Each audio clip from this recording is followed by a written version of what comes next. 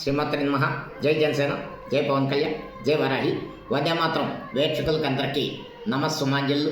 ఈరోజు కాకినాడ జిల్లా వేట్లపాలెంలో బాణసంచా తయారీ కేంద్రంలో భారీ పేలుడు సంభవించి ప్రస్తుతానికి 21 మంది మరణించడం చాలా దిగ్భ్రాంతికరం.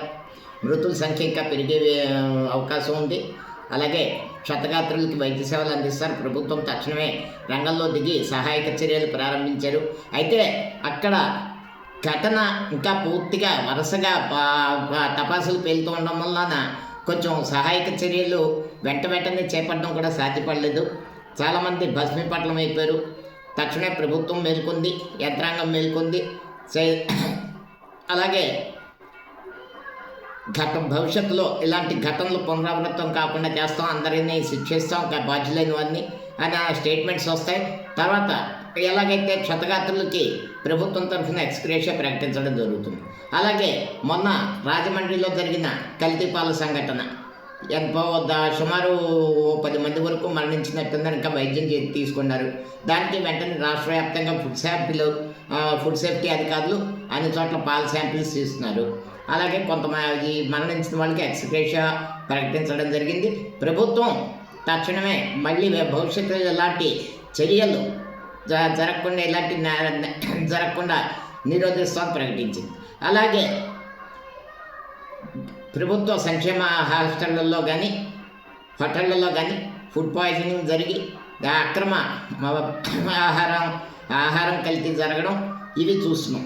ఇది ఈరోజు జరుగుతుంది కానీ నాకు ఊహ వచ్చినప్పటి నుంచి నేను చూస్తున్నా. ప్రతి చోట ఫార్మా రంగంలో ప్రతి నెల ఒక కెమికల్ ఫ్యాక్టరీలో రియాక్టర్ పేలుతుంది, కొంతమంది చచ్చిపోతారు. ఇది ఏంటంటే ఒక ప్రాసెస్ కింద తయారైపోయింది. కారణం ఏంటంటే మన చుట్టూ ఉన్న వాతావరణం కాలుష్యం అయిపోవడం. ఎందుకంటే ప్రభుత్వంలో ఉన్న శాఖలన్నీ రౌండ్ ది క్లాక్ సంవత్సరం అంతా పనిచేస్తే 3 నెలల్లో నేరాలు నివారించవచ్చు.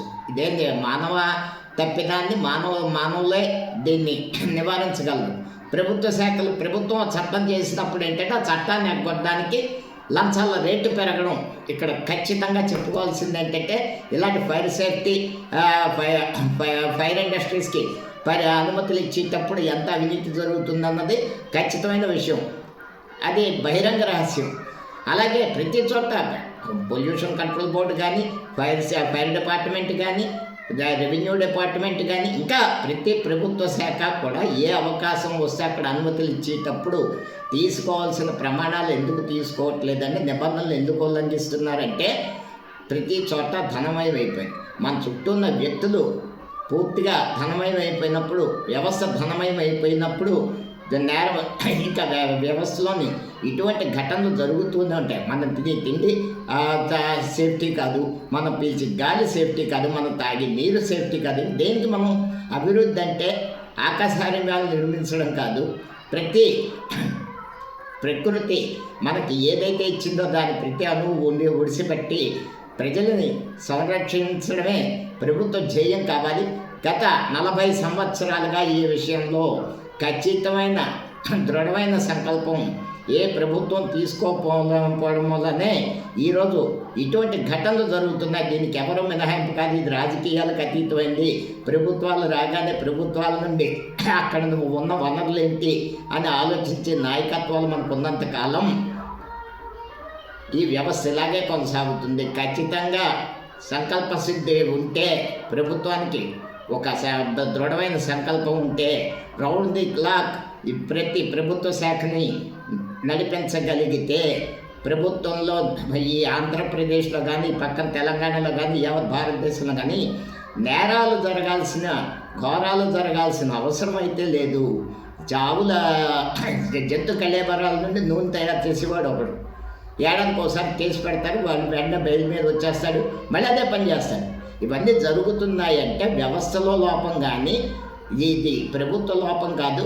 వ్యవస్థలు బలంగా లేనంతసేపు ప్రభుత్వాలు చేయగలిగింది లేదు. ప్రభుత్వం బలపడాలంటే వ్యవస్థలు బలపడాలి. ప్రజలు బాగుండాలంటే వ్యవస్థలు బలపడి ప్రభుత్వాలు బలపడి కఠినమైన చర్యలు కనీసం ఏ ఘటనలోనైనా ఎవరికైనా శిక్షలు పడ్డాయా అంటే అనుమతి ఇచ్చిన అధికారులు కానీ ఎవరికైనా శిక్షలు పడ్డాయంటే శూన్యం. మరి ఇటువంటి ఘటనలు ఇదే వేటలపాలెంలో ఇది రెండోసారి. అదే మార్చి వరకు లైసెన్స్ ఉందండి. గతంలో ఘటన జరిగింది, మళ్ళీ లైసెన్స్ రెన్యువల్ చేశారు, మళ్ళీ ఇప్పుడు అయిపోయింది, మళ్ళీ ఇంకో సంవత్సరం జరగదని హామీ ఏ ప్రభుత్వం ఇవ్వగలదు? ఖచ్చితంగా వ్యవస్థలో మార్పు రావాలి. ప్రభుత్వ రంగ సంస్థల్లో ప్రభుత్వ రంగంలో పూర్తి పెను మార్పులు రాని నాడు ఇటువంటి ఘటనలు జరుగుతూనే ఉంటాయి. కాబట్టి తక్షణం ప్రభుత్వం మేలుకొని దృఢ సంకల్పంతో ఈ కార్యాచరణ రూపొందించి ఇటువంటి ఘటనలు జరగకుండా చూడాల్సిందిగా కోరుకుంటూ వందే మాత్రం. జై హింద్.